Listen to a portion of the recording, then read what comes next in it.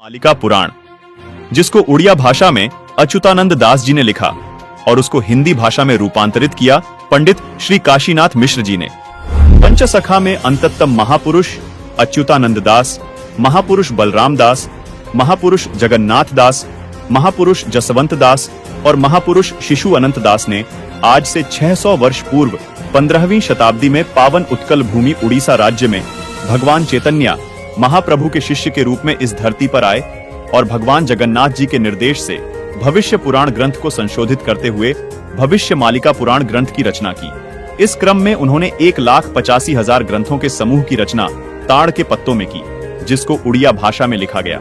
इस ग्रंथ में पंच सखाओं ने कलयुग के अंत में धर्म की स्थिति, भगवान श्री कल्कि जी का धरा अवतरण, धर्म स्थापना, मनुष्य समाज का उद्धार और अनंत युग तक की भगवान की लीलाओं का वर्णन विस्तार पूर्वक किया है।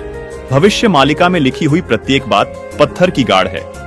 ये हमेशा सच साबित हुई है, जैसे कि भारत में मुगलों का अत्याचार, अंग्रेजों की गुलामी, स्वतंत्रता संग्राम की घटनाएं, स्वतंत्रता संग्राम सेनानियों का वर्णन, भारत देश का टूटकर आजाद होना, पाकिस्तान, बांग्लादेश, श्रीलंका, बर्मा देश का निर्माण, प्रथम विश्व युद्ध, द्वितीय विश्व युद्ध, अज्ञात रोग और महामारी आना आदि आदि, ये सभी घटनाएं घटित हो चुकी हैं। भविष्य मालिका पुराण के प्रस्तावना पृष्ठ पर लिखा है कि कलयुग का अंत हो चुका है। शास्त्रीय धारा एवं मनुस्मृति के आधार पर 4 युग का ही समय देखने को मिलता है। उन युगों के नाम हैं: पहला सतयुग, दूसरा त्रेता युग, तीसरा द्वापर युग और चौथा कलयुग। इन 4 युगों के बाद एक गुप्त युग भी आता है, जिसको अनंत युग या आद्य सतयुग कहते हैं। इस पुस्तक में बेहद हैरान करने वाली बातें लिखी हैं। भविष्य मालिका पुराण के अनुसार सन 2032 से पूर्व संपूर्ण विश्व में सभी धर्मों और पंथों का पुनर्गठन होकर सारे विश्व में केवल सत्य सनातन धर्म प्रतिष्ठित होगा। दर्शकों, आपको बता दें कि संत अच्युतानंद जी महाराज सहित 5 पंचसखा परमात्मा कबीर जी के समकालीन रहे हैं। 1480 से 1518 तक इन महापुरुषों का जीवन काल कबीर परमात्मा के समकालीन रहा। इसी दौरान कबीर परमात्मा जी ने भी ये बातें कही थी। आइए आपको कबीर परमात्मा द्वारा कही गई बातों और भविष्य मालिका पुराण में कही गई बातों में समानता की एक झलक दिखाते हैं। कबीर सागर और भविष्य मालिका पुराण दोनों को लगभग 600 वर्ष पहले लिपिबद्ध किया गया था। कबीर सागर के स्वसंवेद बोध अध्याय में कबीर परमात्मा ने कहा है कि 5 सहस और 500 जब कलयुग बीत जाए, महापुरुष फरमान तब जग तारण को आए। कबीर परमात्मा ने कहा था कि जब कलयुग लगभग 5505 वर्ष बीत जाएगा, तब वो महापुरुष दुनिया का उद्धार करने के लिए आएगा। दर्शकों, कबीर सागर के बोध सागर अध्याय में लिखा है कि 5505 तब ये शब्द होगा सांचा।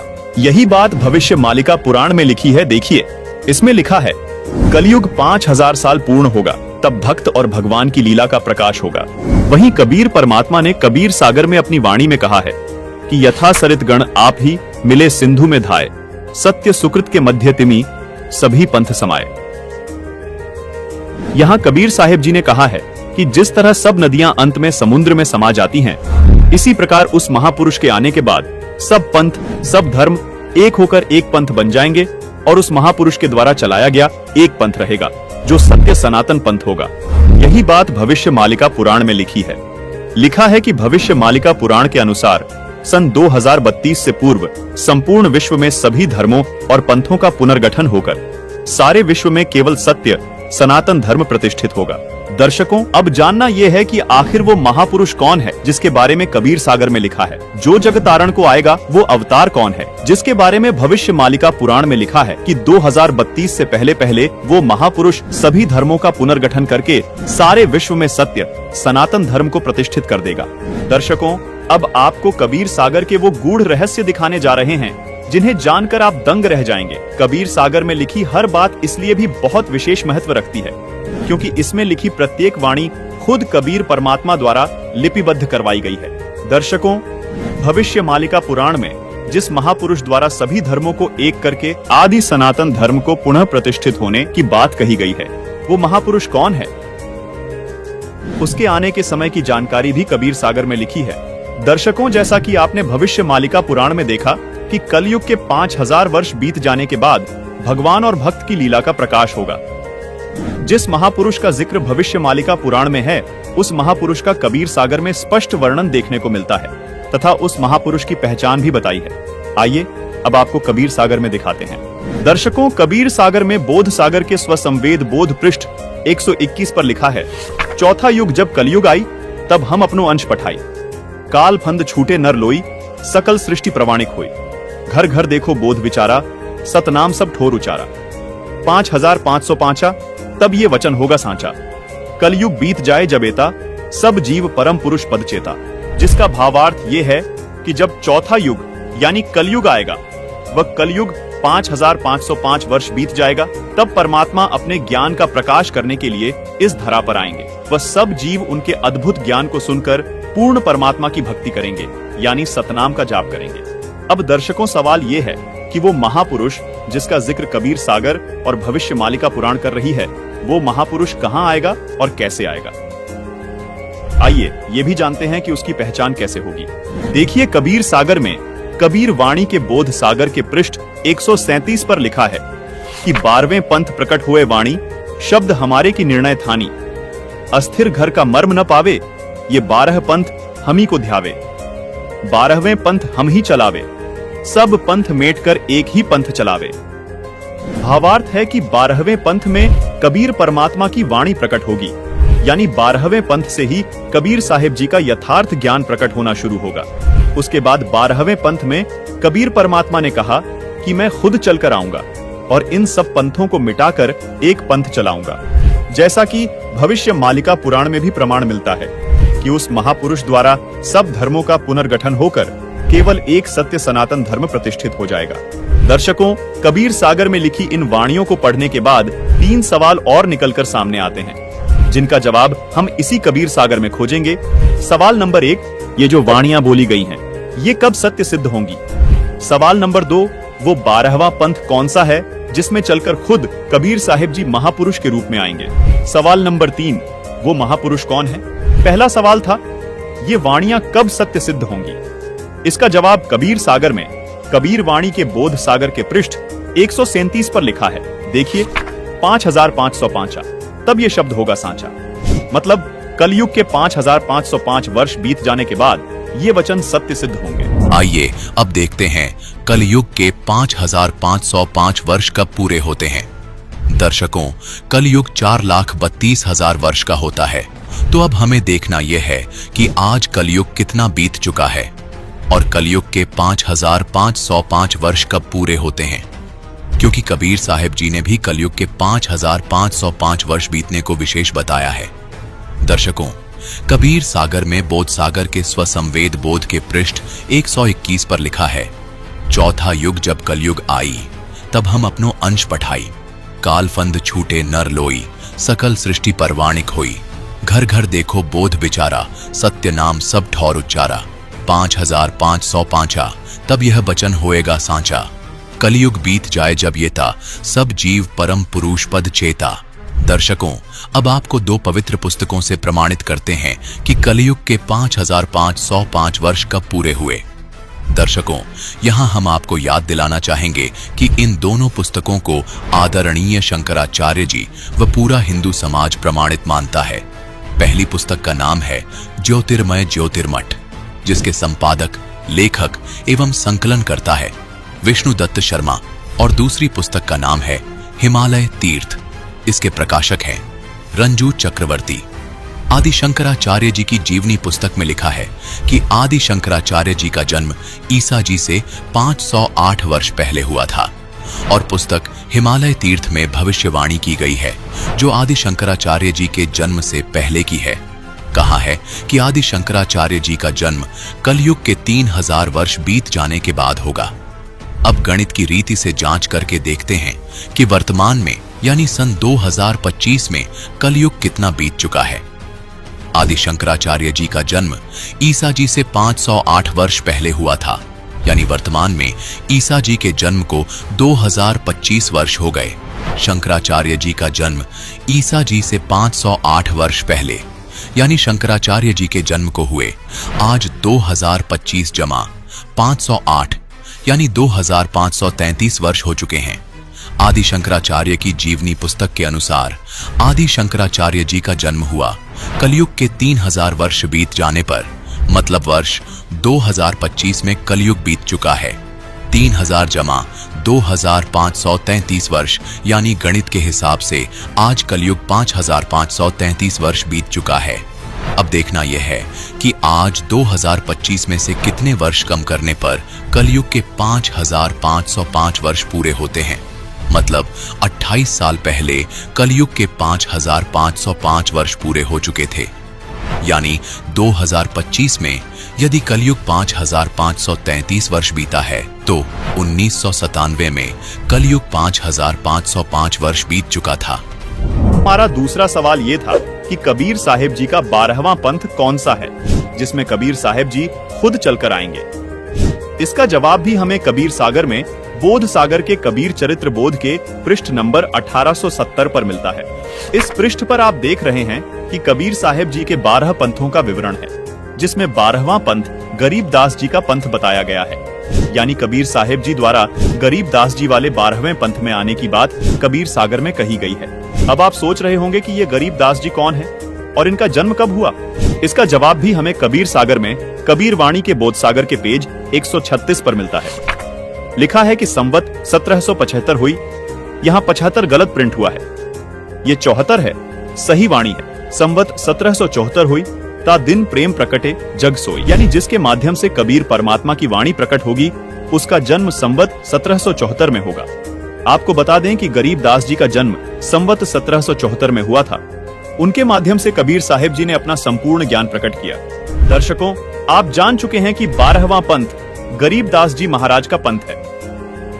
यहाँ कबीर साहिब जी ने यह भी स्पष्ट किया है कि 12वें पंथ वाले भी मेरी वाणियों को पढ़ेंगे लेकिन समझ नहीं पाएंगे, इस कारण पार नहीं हो पाएंगे, यानी मोक्ष प्राप्त नहीं कर पाएंगे। इसलिए इन 12 पंथों को खत्म करके पूर्ण परमात्मा खुद पूर्ण संत के रूप में 13वां पंथ चलाएंगे, जिससे बिचली पीढ़ी में आने वाली हंस आत्माएं मोक्ष प्राप्त करेंगी। इस बिचली पीढ़ी को ही भविष्य मालिका पुराण में आद्य सतयुग कहा है। कबीर सागर में कबीर वाणी के बोध सागर के पृष्ठ 137 पर लिखा है कि प्रथम चरण कलयुग निर्याना, तब मगहर मांडो मैदाना। यहाँ कबीर परमात्मा ने कहा है कि जब मैं मगहर से सहशरीर सतलोक जाऊंगा वो कलयुग का प्रथम चरण चल रहा होगा। आइए अब इस वाणी में देखिए। कबीर सागर में कबीर वाणी के बोध सागर के पृष्ठ 137 पर लिखा है कि धर्मदास मेरी लाख दुहाई, मूल शब्द बाहर न जाई। पवित्र ज्ञान तुम जग में भाको, मूल ज्ञान गोई तुम राखो। मूल ज्ञान जो बाहर पढ़ी, बिचली पीढ़ी वंश हंस नहीं तरही। यहाँ बिचली पीढ़ी मतलब कलयुग का दूसरा चरण अथवा बीच वाला चरण है। दर्शकों, यहाँ स्पष्ट करना चाहेंगे कि जिस समय को भविष्य मालिका पुराण में आधे सतयुग कहा है, उसको कबीर परमात्मा जी ने कबीर सागर में बिचली पीढ़ी यानी कलयुग का दूसरा चरण कहा है और धर्मदास जी को चेताते हुए कहा कि हे धर्मदास, यदि ये मूल ज्ञान अथवा मूल मंत्र अगर नकली संतों के हाथ लग गए तो दूसरे चरण वाली यानी बिचली पीढ़ी में आने वाली आत्माएं मोक्ष प्राप्त नहीं कर पाएंगी। मतलब जो आधे सतयुग में जन्म लेगा उसका पूर्ण लाभ वो आत्माएं नहीं उठा पाएंगी। भविष्य मालिका पुराण में लिखी इस बात को भी विस्तार से समझाते हैं कि वो महापुरुष कौन है। आइए कबीर सागर से आपको स्पष्ट करते हैं, जो खुद कबीर परमात्मा द्वारा बोला गया सूक्ष्म वेद है। देखिए कबीर सागर में बोध सागर के स्वसम वेद बोध के पेज नंबर 171 पर लिखा है कि 5 सहस और 500 जब कलयुग बीत जाए, महापुरुष फरमान तब जग तारण को आए। हिंदू तुर्क आदिक सबे जेते जीव जहान, सतनाम की साख गही पावे पद निर्वाण। यथा सरितगण आप ही मिले सिंधु में धाय, सत सुकृत के मध्य तिमी सभी पंथ समाये। जब लग पूर्ण हुए नहीं ठीके को तिथिवार, कपट चातुरी तभी लो स्वसंवेद निराधार। सभी नारी नर शुद्ध तब जब ठीक का दिन आवन, कपट चातुरी छोड़ के शरण कबीर गहन। एक अनेक हो गए पुनः अनेक हो एक, हंस चले सतलोक सब सत्य नाम की टेक। घर घर बोध विचार हो दुर्मति दूर बहाए, कल युग में सब एक हो बढ़ते सहज सुभाए। कबीर साहिब जी यहाँ स्पष्ट कर रहे हैं कि कलयुग अभी समाप्त नहीं हुआ है। कलयुग के अंदर ही एक समय ऐसा आएगा जब कलयुग में ही सब एक होकर सहज स्वभाव वाले हो जाएंगे। कलयुग में ही सतयुग जैसा माहौल हो जाएगा जो कि हजारों वर्षों तक चलेगा। 2032 तक आदि सनातन धर्म प्रतिष्ठित हो जाएगा और पूरे विश्व में फैल जाएगा। कहां उग्र का शूद्र हो हर सबकी भव भीड़, सो समान सम दृष्टि है समर्थ सत कबीर। भावार्थ है कि जब कलयुग 5505 वर्ष बीत जाएगा तब वो महापुरुष इस धरा पर आएंगे और हिंदू मुस्लिम व सभी धर्म पंथों को एक करेंगे, सब सतनाम का जाप करेंगे और मोक्ष को प्राप्त करेंगे। दुनिया के जितने भी धर्म व पंथ है वो सभी उस महापुरुष के द्वारा चलाए गए 13वें पंथ जो आदि सनातन पंथ होगा उसमें ऐसे मिल जाएंगे जैसे सभी नदियां बड़े समुद्र में मिल जाती हैं। जब वो समय आएगा तब पृथ्वी के सभी मनुष्यों का स्वभाव सहज और शुद्ध हो जाएगा, सबकी बुद्धि निर्मल हो जाएगी, सब पाप करने से डरेंगे, यानी नर नारी कपट चतुराई छोड़कर कबीर परमात्मा की शरण ग्रहण करेंगे। दर्शकों, यहाँ पर हम आपको ये भी बताना चाहेंगे कि कलयुग अभी खत्म नहीं हुआ है। कलयुग अपने समय अनुसार ही समाप्त होगा, जो है 4,32,000 वर्ष। दर्शकों, अब आपको कलयुग के अंतिम चरण यानी जब कलयुग समाप्त होगा उस विषय में बताते हैं। कलयुग के तीसरे चरण यानी कलयुग के अंत में कल की अवतार जन्म लेगा जो राजा हरीशचंद्र वाली आत्मा ही होगा। उस समय कलयुग की हालत बहुत खराब हो जाएगी, मनुष्य मनुष्य को खाने लगेगा और जिस भी मनुष्य में भक्ति का बीज नहीं होगा उसको कल की अवतार यानी राजा हरीशचंद्र वाली आत्मा अपनी तलवार से काटकर समाप्त कर देगा और सतयुग की स्थापना करेगा। कल की अवतार सिर्फ उन्हें छोड़ेगा जिनके अंदर भक्ति का बीज होगा, यानी भगवान की चाह बाकी होगी। दर्शकों, जैसा कि हम आपको पहले बता चुके हैं कि 1997 में कलयुग के 5505 वर्ष पूरे हो चुके हैं और 1997 में स्वयं कबीर परमात्मा इस धरातल पर आकर संत रामपाल जी महाराज को मिले और उन्हें सार नाम व सार शब्द देने का आदेश दिया। अब आपको ये बात जानकर हैरानी होगी, जिस महापुरुष की बात भविष्य मालिका पुराण और कबीर सागर कर रहे हैं वो महापुरुष कोई और नहीं बल्कि संत रामपाल जी महाराज ही हैं। जो महापुरुष 13वें पंथ का प्रवर्तक होगा वो संत कोई और नहीं बल्कि संत रामपाल जी महाराज ही हैं। संत रामपाल जी महाराज ही वो संत हैं जो सब धर्मों को एक करके आदि सनातन धर्म की स्थापना करेंगे। दर्शकों, सभी संतों और ग्रंथों ने 1997 को यानी कलयुग की पिछली पीढ़ी को अत्यंत महत्वपूर्ण बताया है, लेकिन आखिर क्यों? आखिर सन 1997 में ऐसा क्या हुआ था जिसने आज पूरे मानव समाज के जीवन के कल्याण की नींव रख दी? यही रहस्य हम आगे आपके सामने उजागर करने जा रहे हैं। पुण्यात्माओं, परमात्मा स्वयं ही इस काल के लोक में आते हैं, अपने बच्चों को तत्व ज्ञान से परिचित कराते हैं। दास के अंदर उसी पूर्ण परमात्मा कबीर साहिब जी की शक्ति काम कर रही है। आप सभी पुण्यात्माओं को काल के जाल से निकालने के लिए परमात्मा इस पृथ्वी लोक में फाल्गुन शुक्ल पक्ष एकम विक्रमी संवत 2053 9 मार्च 1997 रविवार के दिन आए और सार नाम व सार शब्द खुलकर देने का आदेश दिया, जिससे आप सभी का मोक्ष हो सके। इसके बाद इस आध्यात्मिक ज्ञान के प्रचार प्रसार में बहुत तेजी आई और आज आप सभी पुण्यात्माओं को अपने निज घर की और परमात्मा की पहचान हो पाई। 600 साल पहले परमात्मा को ना पहचान कर हम काल के जाल में धोखे से रह गए थे। अब की बार दास को आम संत समझकर धोखा मत खा जाना। यदि आप इस परमात्मा के तत्व ज्ञान से पूर्णतः परिचित हो चुके हो तो दास के इस इशारे को समझकर अपना उद्धार करवा लेना और अपने अन्य भाइयों बहनों को भी कबीर परमात्मा का ये सच्चा मार्ग समझाना। दास को कबीर परमात्मा का मिलना आप सभी के जीवन के कल्याण का कारण बन रहा है। आपको अब उस दिन की घटना के बारे में बताता हूँ।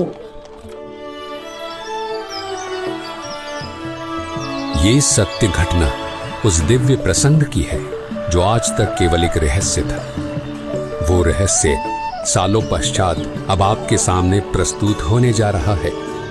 संत रामपाल जी महाराज जी के जीवन का वो महत्वपूर्ण दिन जिसके विषय में उन्होंने आज तक भक्त समाज के समक्ष केवल सांकेतिक और आंशिक वर्णन किया था, अब उनकी आज्ञा से वो दिव्य प्रसंग विस्तार से प्रस्तुत हो रहा है। ये प्रसंग उस दिन का है जिस दिन संत रामपाल जी महाराज जी को कबीर परमेश्वर जी स्वयं इस धरातल पर आकर मिले थे। हे गुरुदेव रामदेवानंद जी महाराज, ना जाने आपने इस दास में क्या देखा कि आपने इस दास को इतनी बड़ी जिम्मेदारी दे दी। अपने बाद मुझे गुरु पद पर बैठा दिया। ये दास अपनी आखिरी सांस तक आपके द्वारा दिया गया जगत कल्याण के मार्ग और मोक्ष के कार्यों को पूरा करने के लिए समर्पित रहेगा। परमात्मा का सत्य ज्ञान और सच्चा मंत्र हर घर तक पहुंचा के छोड़ूंगा, फिर चाहे कुछ भी बीते मेरे साथ। ये दास आजीवन परमात्मा के मार्ग में कार्यरत रहेगा। ये फाल्गुन शुक्ल पक्ष एकम विक्रमी संवत 2053 9 मार्च 1997 रविवार की बात है। संत रामपाल जी महाराज हरियाणा के झज्जर जिले के एक झाड़ली कस्बे में गरीबदास जी महाराज जी की वाणी का पाठ करने गए थे। वहां किसी कारणवश पाठ रद्द होने की वजह से वे वापस आ रहे थे। वहां से लौटते समय संत रामपाल जी महाराज कबीर परमात्मा की याद में मग्न अपने दोपहिए वाहन पर सवार वापस लौट रहे थे। संत रामपाल जी महाराज स्कूटर को रास्ते में एक चाय की दुकान के पास रोक देते हैं। राम राम महाराज जी। राम राम भगत जी। महाराज जी चाय समोसा लगा दूं? हाँ भगत जी लगा दीजिए।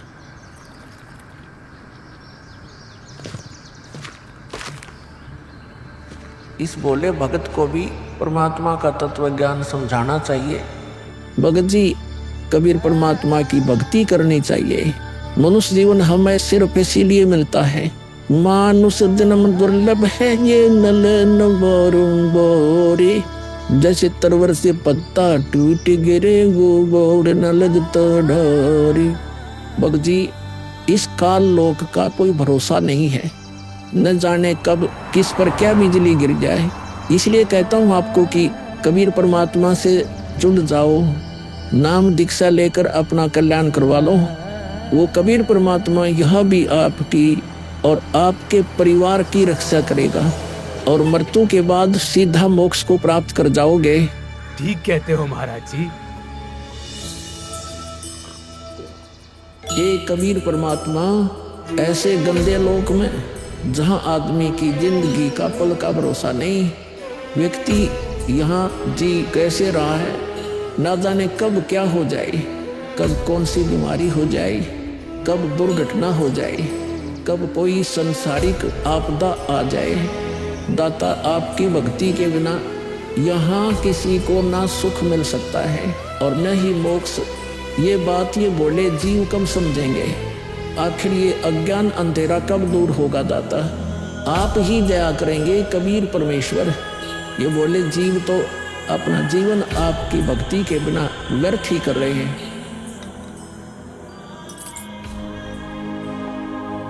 चाय पीने के बाद संत रामपाल जी महाराज मातन हिल की तरफ निकल पड़ते हैं। बिन उपदेश अचंभ है, क्यों जीवत है प्राण, और भक्ति बिना काठोर है, ये नर नहीं पाषाण। आगे चलकर संत रामपाल जी महाराज स्कूटर को एक पुलिये के पास रोक देते हैं। इस पुलिये की खास बात ये थी कि संत रामपाल जी महाराज जी ने इस पुलिये को सिंचाई विभाग में जूनियर इंजीनियर रहते हुए स्वयं बनाया था। क्योंकि यह पूरा क्षेत्र जंगल नुमा था, इसलिए संत रामपाल जी महाराज जी को इस पुलिये पर बैठना बहुत अच्छा लगता था और नौकरी के दौरान वो इस पुलिये पर बैठकर परमात्मा की याद में खो जाया करते थे। हे दयालु कबीर परमात्मा, आप जी हम नीचों के लिए 600 वर्ष पहले एक धानक रूप धारण कर इस गंदे लोक में 120 वर्ष तक रहे। आप जी को गर्म तेल के कढ़ाई में डाला गया, खूनी हाथी से मरवाने की कोशिश की गई, दरिया में डुबोकर मारने की कोशिश की गई। आप जी को बदनाम करने हेतु झूठी चिट्ठी डाली गई। आपके साथ कितने जुल्म ढाए गए, फिर भी हे दयालु कबीर परमात्मा, आपने क्या कुछ नहीं किया। अपनी सतलोक से बिछुड़ी आत्मा को अपनी शरण में लेने के लिए, इस तत्व ज्ञान को सब जीवों तक पहुंचाने के लिए।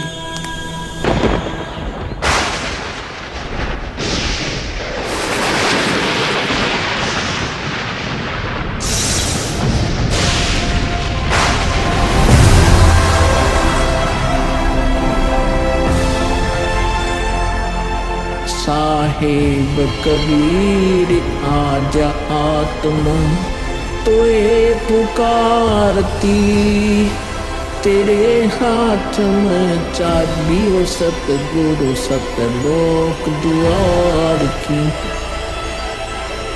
साहेब कबीर आजा आत्मा तोए पुकारती, तेरे हाथ में चाबी हो सतगुरु सतलोक द्वार की।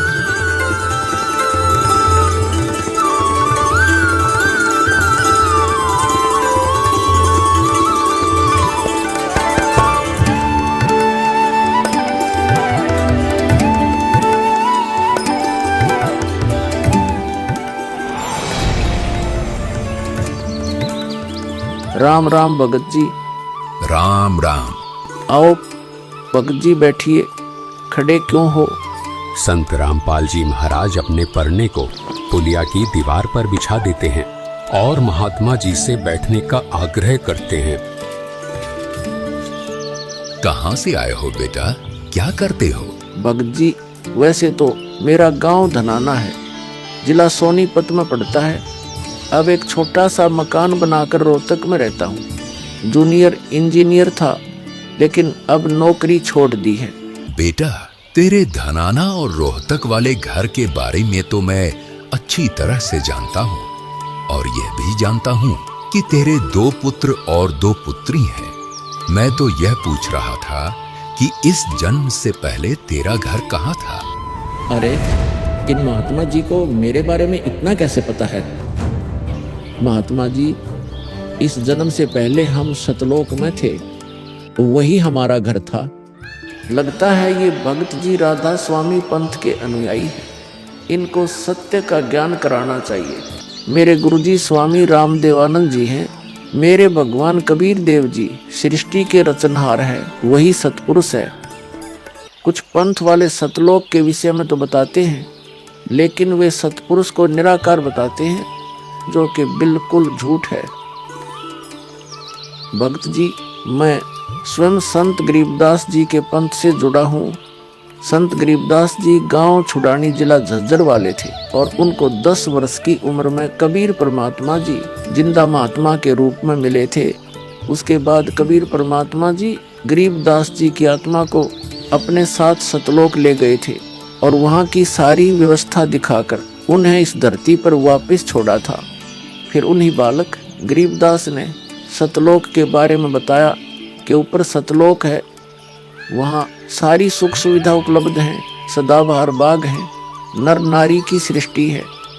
वहीं पर एक गुम्मट युक्त महल में कबीर परमात्मा जी सिंहासन पर बैठे हुए हैं, और वहीं से कबीर परमात्मा जी इस सृष्टि को चला रहे हैं। हम सब वहीं रहा करते थे, वही हमने जाना है। जो सतलोक में केवल प्रकाश ही प्रकाश बताते हैं, उनका ज्ञान गलत है, वे मोक्ष प्राप्त नहीं कर सकते। भक्त जी, उस बालक गरीबदास ने वाणियों के माध्यम से बताया है कि गरीब अनंत कोटि ब्रह्मांड का एक रति नहीं भार, सतगुरु पुरुष कबीर हैं कुल के सिरजनहार। कौन कबीर? हम सुल्तानी नानक तारे दादू को उपदेश दिया, जाति जुलाहा भेद नहीं पाया, काशी माहे कबीर हुआ। बहुत आनंदित करने वाली बातें करते हो, और बताओ कुछ। इन्हें अपना ज्ञान अधूरा लग रहा है। हो सकता है ये नाम दीक्षा लेकर परमात्मा से जुड़ जाए। भक्त जी, अगर आपको अपना कल्याण करवाना है तो एक ही तरीका है, नाम दीक्षा। मेरे पूज्य गुरुजी ने मुझे नाम दीक्षा देने का आदेश दे रखा है। मैंने अपना घर और नौकरी छोड़ दी है। अब गुरुदेव जी की ही आज्ञा अनुसार प्रचार और दीक्षा देने का पवित्र कार्य कर रहा हूँ। बेटा, क्या तुम्हारे गुरु जी ने तुम्हें सारनाम और सार शब्द देने का भी आदेश दिया है? इन्हें कैसे पता सारनाम सार शब्द के बारे में? गुरुदेव की आज्ञा थी कि अभी सारनाम को सार्वजनिक नहीं करना है। उन्होंने कहा था कि मुझे स्वयं परमेश्वर कबीर जी मिलेंगे और वही मुझे सारनाम को सार्वजनिक करने का सही समय बताएंगे। तब तक यह सारनाम केवल विशेष विश्वास पात्र अनुयायियों तक सीमित रखना है। बेटा रामपाल, मैं ही सत्य पुरुष कबीर हूँ। अब वह समय आ गया है सार नाम और सार शब्द प्रदान करने का। वाह भक्त जी, मैंने आपको बता दिया कि कबीर परमेश्वर मुझसे मिलने आएंगे, तो आप स्वयं ही कबीर परमेश्वर बन बैठे। मैंने अपने गुरुजी से पूछा था कि हे गुरुदेव, मैं कैसे पहचानूंगा जो मुझे मिलेंगे कि वे कबीर भगवान हैं। गुरुजी स्वामी राम देवानंद जी बोले, यह विश्वास करवाना, वो पहचान करवाना उनका काम है। तभी तो मैं बता रहा हूँ, मैं ही सत्य पुरुष कबीर हूँ। कबीर परमेश्वर जी सबको जिंदा बाबा के वेश में मिले हैं, आप तो जिंदा बाबा वाले वेश में नहीं हो। जिंदा महात्मा तो मुसलमान साधु होते हैं। मुसलमान धर्म तो अभी 1500 साल पहले ही बना है। मेरा असली वेश तो यही है जिस रूप में मैं तुम्हारे सामने खड़ा हूँ। रामपाल, तुम मेरी परम हंस आत्मा हो। जगत कल्याण के लिए मैंने ही तुझे भेजा है। अब सही समय आ गया है सार नाम और सार शब्द देने का। मैं कभी सिर पर मुकुट, कभी पगड़ी, कभी टोपी धारण कर लेता हूँ। चारों युगों में आता हूँ।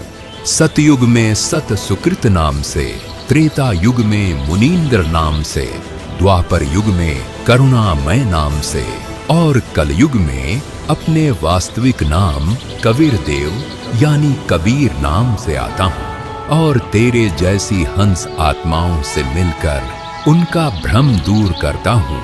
लेकिन अगर तुझे केवल जिंदा महात्मा के रूप में विश्वास है तो मैं तुझे अपना वो रूप भी दिखा देता हूँ।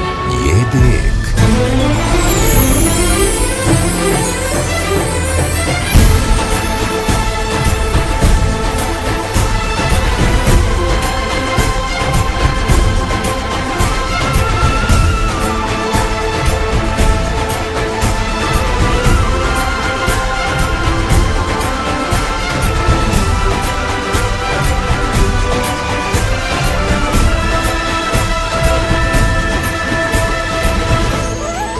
हे परमेश्वर, मुझे क्षमा कर दीजिए।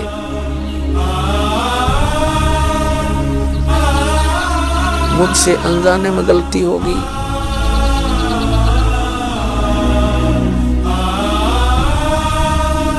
आपने मुझे साक्षात दर्शन दिए और मैं आपको पहचान न सका। मुझे क्षमा कर दीजिए परमपिता। बेटा रामपाल, अब वो समय आ गया है जो मैंने धर्मदास को कहा था कि कलयुग बीते 5500 पांचा, तब यह वचन मेरा होगा साचा। यानी जब कलयुग 5505 वर्ष बीत जाएगा, तब मैं खुद इस धरातल पर आऊंगा और अपने बच्चों को तत्व ज्ञान समझाकर इस काल लोक से सतलोक ले जाऊंगा। बेटा रामपाल, तुम मेरी परम हंस आत्मा हो। अब इसके आगे बेटा, मैं ही तेरे रूप में सारी लीला करूंगा और यह तत्व ज्ञान अपने बच्चों को बताऊंगा, उन्हें सतलोक की राह दिखाऊंगा।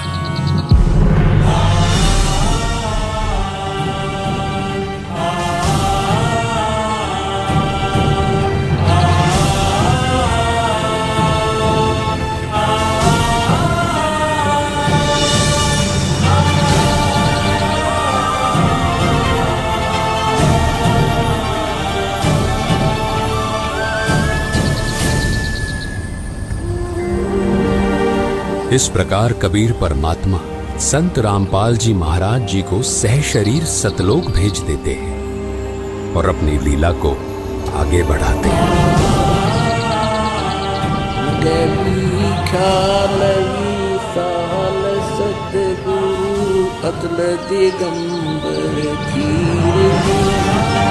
भक्ति हेतु काया धर आए, अवगत सहत कबीर। भक्ति हेतु काया धर आए, अवगत सहत कबीर। अमर करो सतलोक पठाऊं, तात बंदी छोड़ कहाऊं।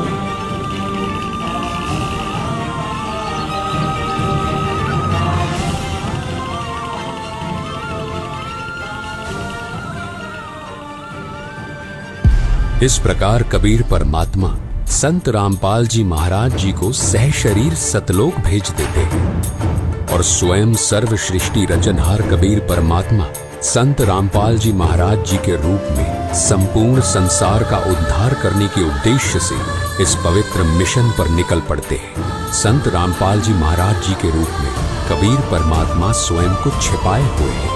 उनके इस लीला को समझना आम जीव की समझ से बहुत दूर है।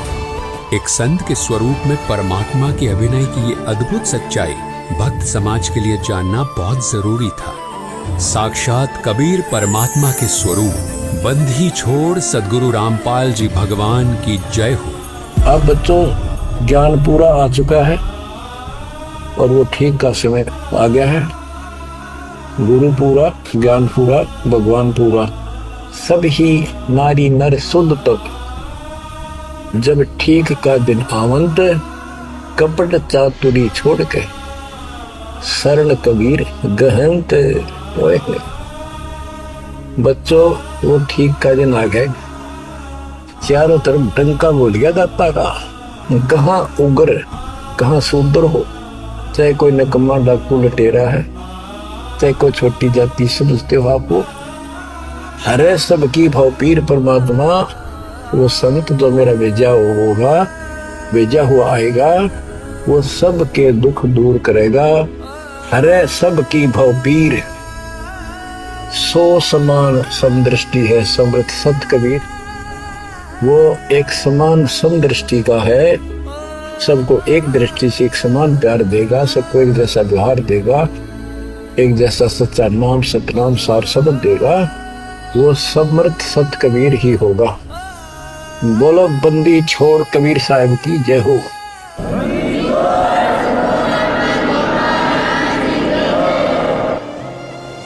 आपके मोक्ष के लिए परमात्मा ने कसर नहीं छोड़ रखी। जो भी संभव व्यवस्था है वो सारी कर दी है। बच्चों तुम भी दया करियो, रहम करियो उस परम पिता पे। बच्चों आने वाली पीढ़ियां आपको भी याद करा करेंगी, वो तो चांद सुनी रहेंगे, आपका नाम रहेगा कि हमारे कौन माता पिता, कौन दादा परदादा दादी इसे अमृत ज्ञान को हमारे कुल में लाए थे। आने वाली पीढ़ियों के उद्धार के लिए तुम जिम्मेवार हो, कुर्बान हो जाओ। पहचान लो उस परम पिता को और पहचान लो अपने गुरुदेव को।